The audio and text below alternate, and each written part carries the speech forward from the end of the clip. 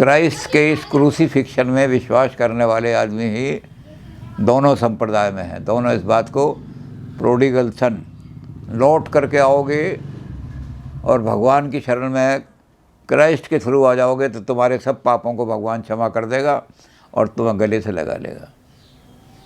तो अंतर क्या है? अंतर यह है कि रोमन कैथोलिक जो हैं वो क्राइस्ट को क्रूस पर लटका हुआ लगा करके और फिर उसकी पूजा करते हैं। वो सिंबल है इस बात का कि क्राइस्ट तुम्हारे, देखो तुम्हारे कारण से ये और अपने आप का अपना बलिदान दे रहा है, ये तुम्हें सही रास्ते पर लाके भगवान से प्रार्थना करेगा कि भगवान इनको क्षमा कर दो जो गलत रास्ते में भटक गए हैं। तो वहाँ क्रूस पर ईसा मसीह को लटका करके फिर उसकी पूजा की जाती है, जितने भी रोमन कैथोलिक चर्च हैं। और बहुत से रोमन कैथोलिक में, जैसे मैंने बताया, अलग अलग संप्रदाय बन गए, प्रेस्बिटेरियन बन गए, मेथोडिस्ट बन गए। तो कुछ चर्च ऐसे हैं जिन्होंने क्या हुआ कि ईसा मसीह के साथ होली मदर की भी पूजा होती है। वहाँ होली मदर भी बहुत सारे चर्च में मिलेंगी कि वो है रोमन कैथोलिक के, लेकिन उनमें छोटा संप्रदाय कोई बन गया तो होली मदर को। लेकिन प्रोटेस्टेंट जो हैं वो ईसा मसीह को सूली पर नहीं लटकाते, दिखाते। वहाँ क्रूस तो है, सूली तो बनी हुई है, क्रॉस इस तरह बना हुआ है उनके चर्च में भी, लेकिन क्राइस्ट उस पर नहीं है। तो वो किस चीज़ का सिंबल है? वो इस बीच का सिंबल है रेसरेक्शन का। क्राइस्ट की डेड बॉडी को ईश्वर ने, फरिश्तों ने उठा लिया और उसको उन्होंने नूर, प्रकाश ही प्रकाश में बदल दिया। तो इसलिए क्राइस्ट रेसरेक्टेड जो है वो द्वारा स्वर्ग से तुम्हारे लिए संदेश लेकर के आया है। वो जीवित, वो क्राइस्ट जीवित है, दुनिया के अंदर घूम रहा है सारे में और तुम्हें रास्ता दिखा रहा है। वो क्रूस पर लटका हुआ क्राइस्ट जीवित हो गया है, तो रेसरेक्शन को मानते हैं। लेकिन दोनों ही चर्च एक बात में एग्री करते हैं, जो रोमन कैथोलिक हैं वो भी रेसरेक्शन को मानते हैं और जो प्रोटेस्टेंट हैं वो भी क्रूसीफिक्शन को मानते हैं, लेकिन पूजा पद्धति में थोड़ा सा अंतर हो गया है। फिर और तीसरी चीज़ क्या आती है? तीसरी चीज़ है बाप्टिज्म, बपतिस्मा जिसे कहते हैं। जो आदमी इम्प्योर हो गए हैं गलत रास्ते पर चलते चलते, उनको प्योरीफिकेशन बहुत ज़रूरी है। उनको पवित्र जल, मंत्र से जो जल पवित्र कर लिया गया है वो उनके ऊपर छिड़का जाएगा और उस छिड़के से उनको पवित्र करके फिर ईसाई धर्म में प्रवेश किया जाएगा। तो रोमन कैथोलिक भी इस बात को मानते हैं और प्रोटेस्टेंट भी इस बात को मानते हैं। दोनों इस बात पर एग्री होते हैं। जैसा हमने कहा कि बेसिक प्रिंसिपल में कोई भेद नहीं है, पूजा पद्धतियों में थोड़ा सा भेद हो गया है। तो वो भी इस बात को मानते हैं, दोनों के बपतिस्म पे दोनों का विश्वास करते हैं। और वो जो जल है जिसको पवित्र करते हैं उसमें बाइबल के वही जो ईसा मसीह के उपदेश हैं उनसे ही उस जल को पवित्र करते हैं और उसी से को छिड़क करके लोगों को ईसाई बनाते हैं। तो इन तीनों चीज़ों पे इनका परफेक्ट एग्रीमेंट है। अब बाइबल के बिना तो कोई क्रिश्चियन हो ही नहीं सकता। तो चौथी चीज़ जो है बाइबल, उस पर दोनों का, रोमन कैथोलिक का भी और प्रोटेस्टेंट का भी, दोनों का पूरा फेथ है बाइबल पर। बाइबल जो है वो ईश्वर के सन की वाणी है, ईश्वर की वाणी अपने सन के द्वारा दी गई है। और बाइबल के जो दो हिस्से हैं, ओल्ड टेस्टामेंट और न्यू टेस्टामेंट, उन दोनों में विश्वास करते हैं। बस थोड़ा सा अंतर ये है कि जो रोमन कैथोलिक लोग हैं वो न्यू टेस्टामेंट को बहुत प्रेफरेंस देते हैं और जो प्रोटेस्टेंट हैं वो दोनों को इक्वल समझते हैं। वो कहते हैं कि दुनिया की पैदावार, दुनिया कैसे पैदा हुई ये तो हमें पता ही नहीं लगेगा अगर हम ओल्ड टेस्टामेंट ना पढ़ें, जेनेसिस पढ़ेंगे। फिर ईसाई रिलीजन जो है वो सबसे ज़्यादा परसिक्यूट हुआ है। शुरू में इनको एक्सोडस के हेब्रियूज, इनको यहूदियों को कितना मारा और इजिप्ट वाले इनको ले गए, अपना गुलाम बना के रखा। और बाद में रोमन्स, तो क्रिश्चियनिटी ने हमें कितना परसिक्यूट होकर के जुल्म सहना सिखाया है, अत्याचार सहना सिखाया है। जितने अत्याचार क्रिश्चियनिटी पर हुए इतने किसी पर नहीं। तो इन क्रिश्चियनिटी की जो है कि अत्याचारों को सहो फिर भी सहन करने की शक्ति पैदा करो। एक दिन ये होगा कि दुनिया ये कहेगी कि जो जालिम हैं उनको ख़त्म कर देगी दुनिया, और तुम्हारे साथ आ जाएगी मजलूम के साथ जिनके पर अत्याचार। दुनिया ऑटोमेटिकली क्रिश्चियनिटी के साथ आएगी कि ये वो लोग हैं जिन्होंने हर तरह के अत्याचार से है। तो इसलिए कैथोलिक प्रोटेस्टेंट दोनों को इक्वल इम्पोर्टेंस देते हैं। ये थोड़ा, लेकिन बाइबल में दोनों का फेथ है। अब एक चीज़ और है जिसमें दोनों का फेथ है, वो चीज़ है यूक्रिस्ट। यूक्रिस्ट का मतलब होता है एक ऐसा त्यौहार होता है जिसको कहते हैं हम कम्युनियन मील, इकट्ठे होकर के सहभोज करना। और वो सहभोज क्या करते हैं, उसको कहते हैं लास्ट सुपर। बलिदान होने से पहले ईसा मसीह ने जो अंतिम सुपर किया था, सुपर होता है लेट नाइट का भोजन, तो लेट नाइट में भोजन किया था उन्होंने, सबको बुला करके एक कम्युनियन भोज किया था इकट्ठे होकर के सारे। और उसमें उन्होंने कहा था कि जब मैं फांसी पे चढ़ जाऊंगा और ये मुझे मार देंगे तो मेरे शरीर के जो टुकड़े हैं वो ब्रेड के रूप में कन्वर्ट हो जाएंगे, और मेरा जो खून गिरेगा वो वहाँ से अंगूर पैदा होंगे, बड़े बढ़िया अंगूर पैदा होंगे जिनकी वाइन दुनिया की सबसे बढ़िया वाइन बनेगी और सबसे महंगी वाइन बनेगी। तो वो उस दिन, वो आज भी डबल रोटी और वाइन ही सर्व करते हैं उस दिन। दोनों प्रोटेस्टेंट भी उसको मनाते हैं और क्रिश्चियन और कैथोलिक भी मनाते हैं। इसको कहते हैं यूक्रिस्ट का त्यौहार। ये बहुत इम्पोर्टेंट त्यौहार है क्योंकि ईसा मसीह ने बलिदान से पहले अंतिम खाना खाया था, अंतिम भोजन किया था, और उसके बाद वो बलिदान हो गए थे। तो अंतिम भोजन के समय जब उन्होंने किया था, तो आज भी यूक्रिस्ट में क्या होता है कि ब्रेड और वाइन ही सर्व की जाती है, और कम्युनियन सारे लोगों को इकट्ठा करके, जितने हैं वो जहाँ जहाँ जितने हों, कोई ईसाइयों की बस्ती है तो सारे लोग इसमें हिस्सा लेते हैं कि कोई ऐसा ईसाई नहीं होगा जो यूक्रिस्ट में भाग न लेता हो। तो सारे के सारे जहाँ बड़े बड़े कम्युनिटी डिनर होते हैं तो इन सब में इनका हिस्सा है सारे के सारे। तो कम्युनिटी डिनर को भी मानते हैं पाँचवीं चीज़। छठी चीज़ क्या मानते हैं ये? छठी चीज़ मानते हैं यूनिवर्सल चर्च। सारे क्रिश्चियंस का जो है वो एक कोई ऐसा जगह होनी चाहिए जहाँ सारे मिल कर के खड़े हो सकें। तो यूनिवर्सल चर्च में भी उन सब का विश्वास है।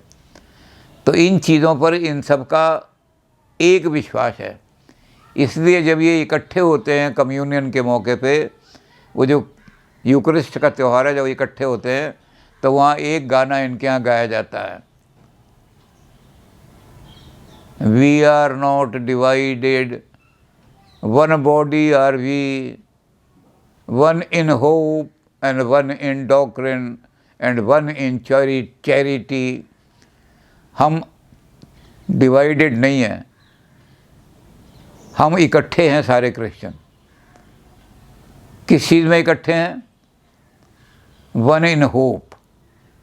ईसा मसीह हमें दुनिया के पापों से छुड़ाने के लिए आया है और हमारी दुनिया के सारे पापों से हमें क्षमा करा के मुक्त करा देगा।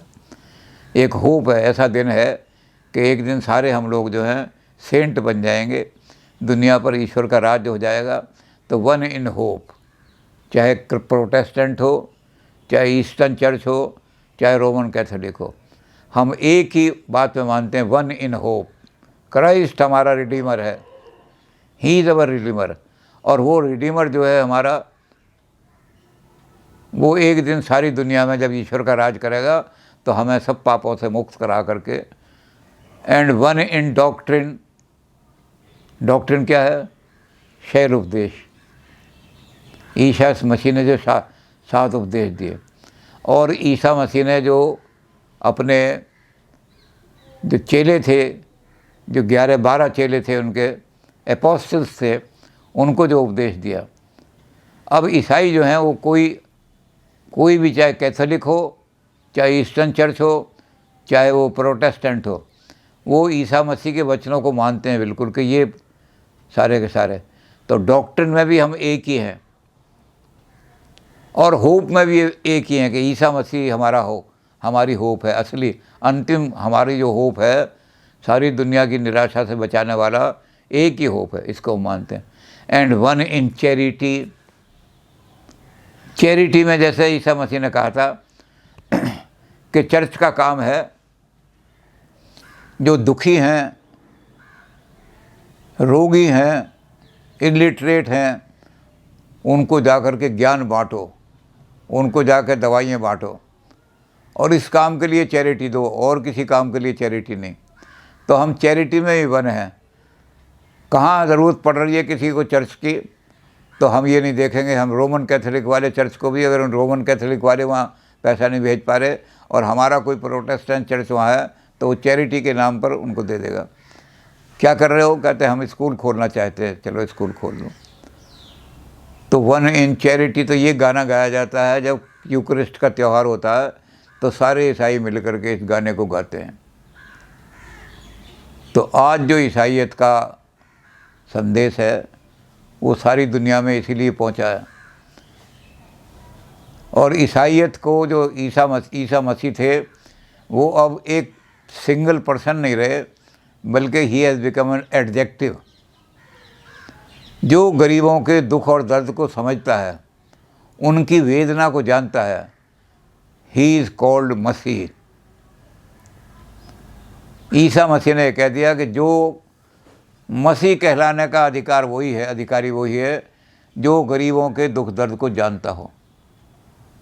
यहाँ गुलजारी लाल नंदा जी जब बहुत बीमार पड़े थे और अहमदाबाद में अपनी लड़की के पास थे, तो उन्हें देखने जाया करते थे। यहाँ से हम भी जाते थे, 3 आदमी, तो हमारा नियम था कि हर महीने जाते थे, डॉक्टर शांति स्वरूप, देवी दयाल नन्ना और मैं। और कभी कभी हम इनको भी ले जाते थे, क्योंकि वे नंदा जी के बहुत बड़े, विजय सब्बरवाल।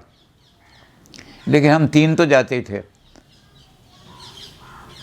तो हम नंदा जी को देखने के लिए जैसे जाते थे, हमारा नियम था, चले गए तो वहाँ मदर टेरेसा भी आई हुई थी। तो उन्होंने क्या काम किया, अच्छा, हमारे यहाँ अगले दिन गीता स्कूल का बहुत बड़ा समारोह फंक्शन होना था। उसमें दिल्ली के लोग जितने एजुकेशनिस्ट हैं, IAS ऑफिसर, दिल्ली का एजुकेशन सेक्रेटरी से लेके और प्रिंसिपल लेवल तक के सारे आदमी यहाँ हमारे उसमें आने थे। तो सैकड़ों हज़ारों आदमी। उसकी स्वागत कमेटी का जो चेयरमैन था वो मुझे बना दिया था। तो हमने जब वहाँ से वापस होने के लिए चले, तो हमने नंदा जी से कहा कि हमारा जो आपका जो VIP कोटा है उसमें हमारे सीटें रिजर्व करा दो। और मैं चूँकि अकेले, मुझे ज़रूरत पड़ती थी रात में, तो मैं संत कुमार को भी ले गया था यहाँ से। तो हमने कहा हमें 4 सीटें चाहिए। तो नंदा जी के जो सेक्रेटरी थे, पुराने ICS ऑफिसर थे अंग्रेज़ी ज़माने के, बड़े ज़बरदस्त आदमी थे, एडमिनिस्ट्रेटर, चीफ साहब। वो कहने लगे, चीफ साहब कि आज तो हमने टेरेसा के लोगों की सारी सीटें रिज़र्व करा दी, आज तो आपको रिजर्वेशन नहीं मिल सकेगी हमारे कोटा में।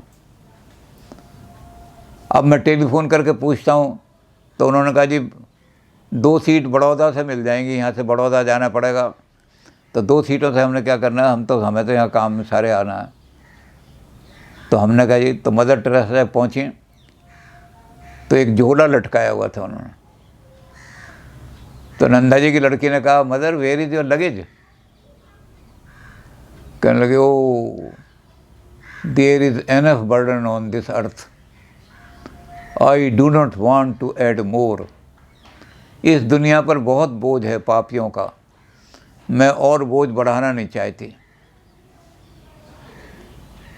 तो सब चुप हो गए। बाद में उसने कहा, मेरी तरफ को देख करके उसने कहा, आई do not move like the Shankaracharya, wherever they go with big paraphernalia, and it becomes impossible for any persons living in झोपड़पट्टी। झोंपड़ी को हम जैसे कहते हैं, उनको वहाँ की बम्बई भाषा में झोपड़पट्टी कहा जाता। तो कहते हैं, when no jhopadpatti dwellers of jhopadpatti can afford any type of hospitality to this beggar।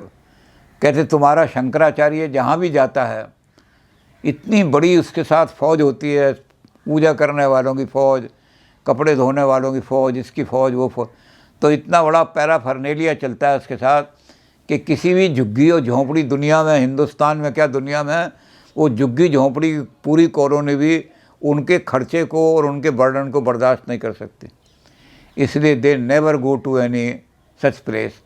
वो कभी भी झुग्गी झोंपड़ी में जाते ही नहीं शंकराचार्य, और कहते मुझे तो वहाँ जा कर के झुग्गी झोंपड़ियों में उन गरीबों की, मेरा तो रिलीजन ही है, पुअर के पास जाओ, गरीब के पास जाओ, उनकी संवेदना में हिस्सा करो।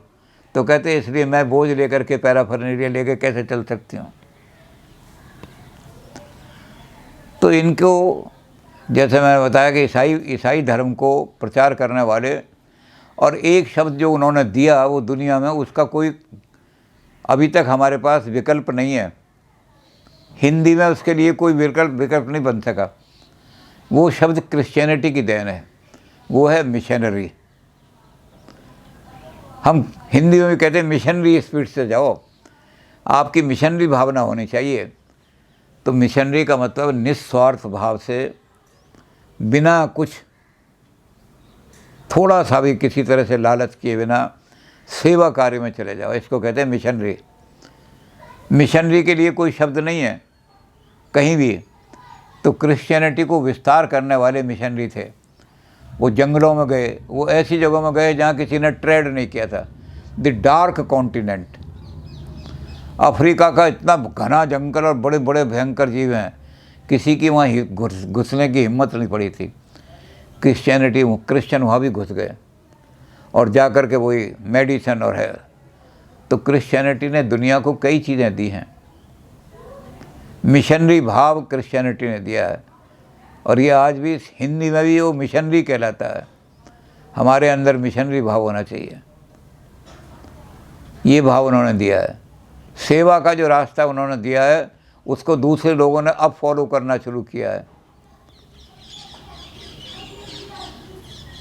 पहले ये था कि पूजा पाठ करो, ये करो, वो करो। अब लोगों ने शुरू किया है कि नहीं हम भी करें, कि ईसाइयों ने स्कूल खोल दिए, ईसाइयों ने, अब हम आरोप लगा देते हैं ईसाइयों पर कि ईसाई जो हैं हमारे धर्म को परचेज कर रहे हैं। ईसाई सेवा नहीं कर रहे, वो धर्म परचेज कर रहे हैं।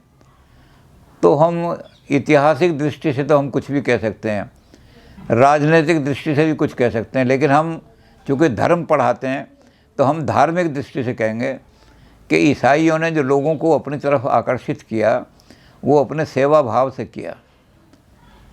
ईसाइयों ने कहा कि हम तुम्हें दवाई देंगे, तो उन्होंने कहा कि हमें तो आज तक किसी ने दवाई दी नहीं, हम तो झाड़े फूके से जो जी गया, मर गया, कह रहे भाई काली माई खा गई इसको, तो तुम हमारे यहाँ दवाई लाए हो।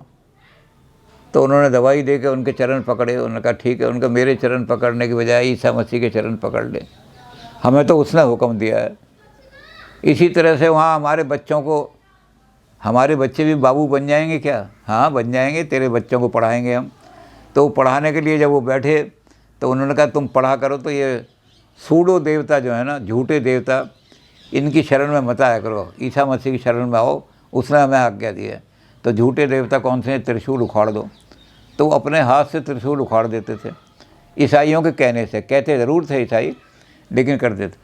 तो उनकी मिशनरी स्पिरिट और उनके सेवा भाव से, अब मदर टेरेसा पर हमारे यहाँ सबसे ज़्यादा आरोप पॉलिटिकली या हिस्टोरिकली लगाया जाता है, लेकिन धार्मिक दृष्टि से जो ईसाइयों ने उसको सिखाया, तो मदर ऑफ चैरिटी के काम से उसने काम किया। जैसे मैंने बताया छोटे छोटे संप्रदाय खड़े हुए हैं, तो रोमन कैथोलिक है वो तो, लेकिन मदर ऑफ चैरिटी क्या है कि जो बच्चे ऐसे हैं जिनकी माँ ने उनको त्याग दिया है, किसी रांड स्त्री के कोई बच्चा हो गया, किसी कुंवारी कन्या के पैदा हो, तो क्या करते थे वो झाड़ियों में फेंक आते थे, वहाँ उनको जानवर, कुत्ते, गीदड़ ये सब खा जाते थे। नालियों में, ऐसी नाले में फेंक आते, कोई देखे ना। तो इसने मदर ऑफ चैरिटी जो इस संस्था बनाई, इसने नन्स भेजी, उनका नाम रख दिया sisters of charity. Manav supreme है, मानव को इस तरह मारना कि कुत्ते खाएं, ये ईश्वर के अगेंस्ट पाप है। ईश्वर हमारा पिता है। तो जाओ, जहाँ जहाँ ऐसे बच्चे मिलें उन्हें उठा लाओ, और उठा करके लाओ, उनका पालन पोषण करो, क्योंकि मदर ऑफ चैरिटी मैं हूँ और सिस्टर ऑफ चैरिटी तुम हो। तो सैकड़ों बच्चे ऐसे इन्हें मिले जो झाड़ियों में फेंके हुए थे। आज तक किसी धर्म ने आज ये चिंता ही नहीं की ऐसे बच्चों की। और वो जब ले आए, उन्होंने पाले, तो नेचुरली वो तो ईसाई बनेंगे। तो जब वो ईसाई बन गए तो जहाँ पॉपुलेशन की कमी थी, हमें जर्मन में, फ्रांस में, हमने उनको एक्सपोर्ट कर दिया। तो धार्मिक दृष्टि से हम कहेंगे कि ऐसे बच्चों की आज तक किसी ने केयर की नहीं थी। किसी भी धर्म में बात नहीं है कि जाओ जी ऐसे बच्चों को खोज खोज के लाओ जिनको उनकी माएँ फेंक गई हैं कलंक के कारण से। वो कलंक नहीं है, वो मानव हैं, ईश्वर के पुत्र हैं, भगवान ने बनाया मनुष्य को। उनको उठा के लाओ, उनको पालो। मानवता की सेवा यही होगी। उनको पाला, उनको पढ़ाया, उनको लिखाया, और जब वो ज़रा बड़े हो गए तो जिनकी संतानें नहीं हैं उनको गोद दे दिया। एक दो नहीं, हज़ारों घरों को उन्होंने ऐसे गोद दिए बच्चे। तो हम पॉलिटिकली या और दृष्टि से तो आरोप लगा सकते हैं कि उसने हज़ारों लोगों को ईसाई बना कर, लेकिन धार्मिक दृष्टि से ईसाइयों ने कहा कि मानवता की सबसे बड़ी सेवा यही है, ऐसे बच्चों को लाओ, उनको पढ़ाओ लिखाओ, और जिनके घर में संतान नहीं है उनको सौंप दो वो सारे। तो ईसाइयों ने अपने सेवा भाव से अपने धर्म को बहुत फैलाया। सारी दुनिया में आज ईसाई फैल गई, और ये जो सातों चीज़ें कॉमन हैं, इन सारी चीज़ों को कॉमन लेकर ढंग अलग अलग बना दिए कि तुम ऐसा क्रूस रखना जिससे ईसा मसीह न लटके हों, तुम ऐसा रखना, तुम जब गाने गाओ तो पैर भी थपथपाना। उन्होंने कहा जब तुम गाने गाओ तो पैर साइलेंस रखना।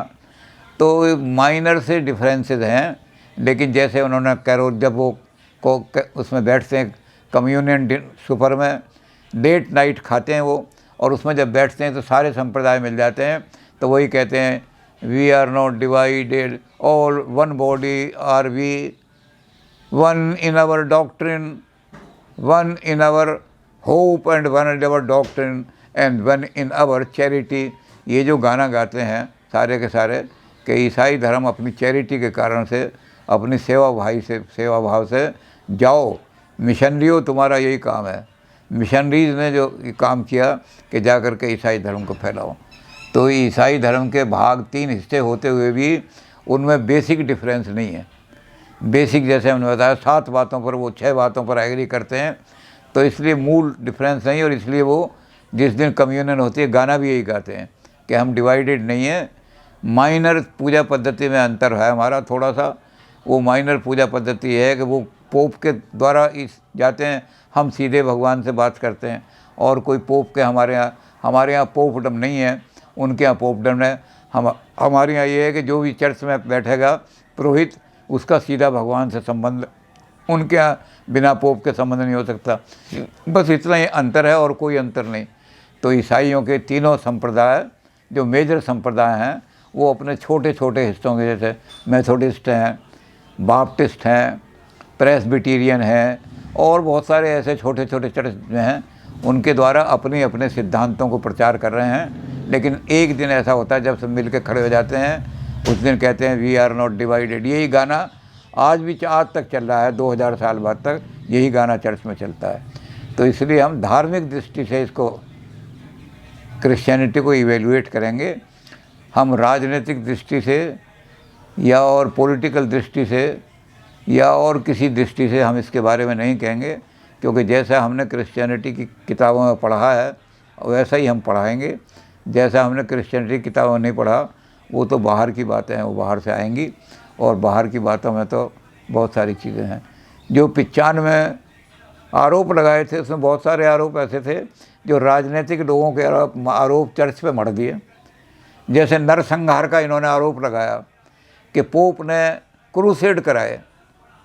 जब पोप से, क्योंकि ये जो काम किया था 313 में किया था, इसने पोप को यहाँ बिठा दिया था, और 560 में मोहम्मद साहब पैदा हुए। तो जब मोहम्मद साहब ने घोषणा की कि भगवान ने मुझे प्रॉफिट बना के भेजा है, तो जो रोम का चर्च था उसने एक बात ये कह दी, उसने कहा कि ईसा मसीह लास्ट प्रॉफिट से संदेश लेकर आए थे, ईश्वर के पुत्र, he is a false prophet to come. ये झूठा प्रॉफिट है, धोखा दे रहा है दुनिया को। तो मुसलमानों की और ईसाइयों की लड़ाइयाँ शुरू हो गई, और ये क्रूसेड जो है 12 साल तक चले। यूरोप में मुसलमानों की मस्जिदें बंद कर दी, और इधर एशिया में मुसलमानों के देश में चर्च बंद कर। तो ये धार्मिक मामला नहीं है, ईसाई कहते हैं ये तो राजनीतिक लोग जो थे उन्होंने अपना फ़ायदा उठाने के लिए, जो रोम के राजा थे और जो इधर एशिया के राजा थे, उन्होंने अपनी सत्ता बढ़ाने के लिए ये लड़ाइयाँ कराईं। तो प्रोटेस्टेंट ने, उसने लूथर ने गलत इल्ज़ाम लगा दिया नरसंहार का उस पर। इसी तरह उन्होंने कहा कि जो ये कहा कि नन्स जो हैं उनके चर्च में बच्चे हो रहे हैं, तो उन्होंने कहा कि जो करप्शन है उन लोगों को चर्च ने पनिश भी किया, कि जिसको ऐसा उन्होंने देखा उनको इमीडिएटली चर्च से निकाल दिया। उसने कितनी सेवा की, वो सेंट का दर्जा नहीं दिया।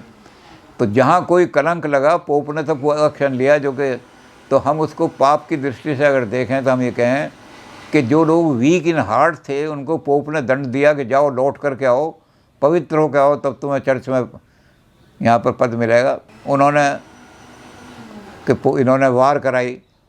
अब वार का भी पोप ने थोड़ी वार कराई, तो उन्होंने कहा कि वहाँ मैक्सिको में जाके बड़ी ज़ोर की वार कराई इन्होंने क्या किया कि गैलीलियो ने जिस समय साइंस के लिए वो किया था, पोप ने उसको फांसी पे चढ़वा दिया। तो चलो वो तो पोप ने करा दिया, वो तो पोप ने ऑर्डर किए थे कि इसको मार दिया जाए। एक आध चार्ज 95 में से थोड़े बहुत चार्ज सही भी हो जाएं, लेकिन आज क्रिश्चियनिटी उसी साइंस को मान रही है। तो इसलिए बहुत सारे लोग जो रोमन कैथोलिक हैं वो डिफेंड करते हैं कि इसमें पोप की गलती नहीं, तो पॉलिटिकल आदमियों ने मिसयूज़ किया धर्म को। जब पॉलिटिकल आदमी मिसयूज़ करते हैं तो धर्म करप्ट हो जाता है, और जब धर्म यूज़ करता है पॉलिटिकल इनको, तो चर्च ने एक और बड़ा काम किया, इल्ज़ाम लगाया चर्च पे। चर्च ने एक काम किया कि पॉलिटिकल पावर से टक्कर ली। चर्च बड़ा है, धर्म बड़ा है या राज बड़ा है? राज को नाराज़ कर दिया, तो राज ने कहा चर्च को कोई लूटने भी आएगा, कोई मारने भी आएगा, तो हमारी जो राज के सिपाही हैं वो चर्च की रक्षा नहीं करेंगे। और चर्च में उन्होंने ऑर्डर कर दिया कि राजघराने में कोई भी आदमी मरेगा तो उसकी अर्थी पर हम मंत्र पढ़ने नहीं जाएंगे, वो कुत्ते खाएं सड़ें, लेकिन अपने कब्रिस्तान में, धार्मिक कब्रिस्तान में उसको जगह नहीं देंगे। तो खैर वो सारा झगड़ा चलता रहा बहुत दिनों तक। उसके बाद एक सेकुलरिज्म आया। सेकुलरिज्म ने लोगों को कहा give unto God what is God's and give unto Caesar what is Caesar's. जो सेकुलर मामले हैं उसमें चर्च इंटरफियर नहीं करेगा, और जो धार्मिक मामले हैं उसमें राज इंटरफियर नहीं करेगा। ये संधि हो गई। तो इसका इल्ज़ाम उन्होंने चर्च पर जो लगाया, तो कैथोलिक कहते हैं कि प्रोटेस्टेंट वालों ने तो लगा दिया कि ये चर्च ने झगड़ा किया स्टेट के साथ, लेकिन रोमन कैथोलिक कहते हैं कि तो राजाओं ने किया। चर्च के जो धर्म को कुचलने लगे तो उनसे कहा राजा का काम धर्म में इंटरफियर करना नहीं है। और जब वो राजा अपनी पावर में मस्त हो गए तो चर्च को भी कहना पड़ा कि हम तुम्हारे यहाँ ना तो पुत्र का बपतिस्मा करने, बपतिस्मा जब तक नहीं करोगे ईसाई नहीं बनेगा वो। तो चर्च ने तो बाद में रिएक्शन किया, पहले राजाओं ने किया। हम ये कहते हैं कि क्रिश्चियनिटी का जो कंट्रीब्यूशन है वो दो चीज़ें जैसे मैंने बताया, एक तो ये कि मिशनरी स्पिरिट। इस मिशन का शब्द जो है किसी दुनिया की भाषा में नहीं मिलता। तो ईसाइयों ने जो मिशन पैदा किए कि निस्वार्थ भाव से जाओ और वहाँ जाओ जहाँ किसी कोई पहुँचा नहीं है उनकी सेवा करना। तो ईसाई निडर होकर जंगलों में घुस गए, कोई आदमी नहीं गया। हमारा कोई आदमी अफ्रीका में नहीं गया प्रचार करने के लिए, क्योंकि वहाँ भयानक जंगल और सारे हैं। लेकिन ईसाई घुस गए सारे, और सारे एशिया को कन्वर्ट, सारे अफ्रीका को कन्वर्ट कर लिया। तो एक तो मिशनरी स्पिरिट और एक सेवा भाव, ये ईसाईयत की देन है। जो सेवा भाव है कि गो स्कूल खोलो, और तो ईसाइयों ने हर जगह जंगलों में गए, झोंपड़ियों में गए, छत्तीसगढ़ में गए, और जगह गए जहाँ कोई जाता, पगडंडियाँ हैं जहाँ पर सड़क भी नहीं है, वहाँ गए और जहाँ स्कूल खोल दिए। अब उनको काउंटर करने के लिए हम स्कूल खोलें तो ये हम उनकी, ये देन उनकी है, उसको हम कॉपी कर रहे हैं सिर्फ। ईसाई कहते हैं ये हमारी देन है। और भी बहुत सारी बातें हैं जो ईसाई हैं, लेकिन ये दो चीज़ें खास दी हैं, इनको हम कंट्रीब्यूशन ऑफ क्रिश्चियनिटी में पढ़ाते हैं। और इस कंट्रीब्यूशन के कारण से लोग हमारी तरफ आते हैं। इसमें गांधी जी का एक उदाहरण हम दे करके क्रिश्चियनिटी का ख़त्म करेंगे। गांधी जी एक जगह गए तो सेंट जेवियर ने वहाँ लोगों को कन्वर्ट किया था। तो सेंट जेवियर का चर्च जो है बड़ा ज़बरदस्त चर्च है वहाँ। लेकिन उसने अपने फॉलोअर्स को क्या था, इनकी सेवा करो, यहाँ स्कूल खोलो गोवा में और यहाँ बड़े बड़े अस्पताल खोलो। मछेरों का देश, जहाँ सिवाय मछेरों के कुछ भी नहीं थे, वहाँ मछेरों को शिक्षा दे करके, मछेरों को वो दे करके बड़े बड़े बनाए। तो उस गोवा में गांधी जी गए, वहाँ पर उन्होंने देखा कि कैसे लोगों को ईसाई बनाते हैं, क्या करते हैं और कैसे उसको काउंटर किया जाए। तो वहाँ एक बस्ती के अंदर मिशनरी आए वो, और मिशनरी ने कहा उनको लोगों को कि ये जो गंदा जोहड़ है, इसके अंदर भैंस भी पानी पी रही है, गधा भी पानी पी रहा है, तुम यहाँ से पानी ले जाते हो, ये पानी गंदा पीते हो। तो उन्होंने कहा जी ये जो उच्च वर्ण के लोग हैं ये अपने कुओं पर हमें पानी नहीं लेने देते, और हमारे पास इतना पैसा नहीं है कि हम पक्के कुएँ या कुएँ खुदवा सकें। तो उन्होंने कहा कि अच्छा, ये तुम्हें पानी नहीं लेने देते, तुम हमारे पास आओ, वहाँ तुम्हारे लिए कुएं नहीं बल्कि हमने हैंड पाइप लगा दिए हैं। तो उन्होंने कहा कि इज इट? लोग कहने लगे क्या ऐसा है, हमें भी वहाँ जाने की परमिशन मिलेगी, हम जा सकते हैं वहाँ तुम्हारे मंदिरों में? उसने कहा हमारा कोई मंदिर नहीं है। गॉड कहता है जो लोग दुखी हैं, दरिद्री हैं, उनकी सेवा करने के लिए अपने पास लाओ, संवेदनशील बनो। तो आप आओगे कोई मंदिर में सबके लिए। तो वो गए। अब उन्होंने जो पानी भरा तो इतना शुद्ध पानी कभी पीने को मिला नहीं था। तो सारी की सारी बस्ती जो है वो कन्वर्ट हो गई अगले दिन। तो गांधी जी ने कुछ युवक जो थे उनको कहा कि तुम सन्यास ले लो। ये जो बड़े बड़े कई सन्यासी बैठे हैं, ये जो मुजफ्फरनगर के पास जो बहुत बड़ा आश्रम है, ये उसी परंपरा में सन्यासी बने। और उन्होंने कहा तुम सन्यासी ले लो, ये हिंदू सन्यासी तो जाते नहीं, इनकी बस्तियों में घुस जाओ, इनको चर्च में आने की ज़रूरत ना पड़े, वहीं पानी के नल लगवाओ, वहीं पानी इनको दो, सारे के सारे क्रिश्चियन होने से बचाओ इनको। तो काउंटर करने के लिए वो चीज़ जो पहले क्यों नहीं सोची थी तुमने ये चीज़ कि भाई यहाँ नल लगवा दें, पानी मिल जाए। तो आपने उसको काउंटर करने के लिए गांधी जी ने क्या किया कि ऐसा ही काम तुम करो, तुम भी मिशनरी बन जाओ, लबादा पहन लो सन्यासी का, और इनकी बस्तियों में घुस करके वहाँ नल लगवा दो, कुएं बनवा दो, सारे के सारे। तो ये जो मिशनरी स्पिरिट है क्रिश्चियनिटी की देन है। और ये क्रिश्चियनिटी का जो कहना है कि उन बस्तियों में जाओ जहाँ तुम्हारी ज़रूरत है, जहाँ तुम्हारी पूजा हो, वहाँ जाने की ज़रूरत नहीं। तो दुखियों के पास जाओ, दरिद्रियों के पास जाओ, वो अपने आप तुम्हारी शरण में आएंगे, अपने आप ईसा मसीह की शरण में आएंगे, उनको कहने की ज़रूरत नहीं है। तो धार्मिक दृष्टि से क्रिश्चियनिटी की बहुत बड़ी देन है। और राजनीति में तो चाहे हम वो राजनीति वाले राजनीति पढ़ाएंगे या जो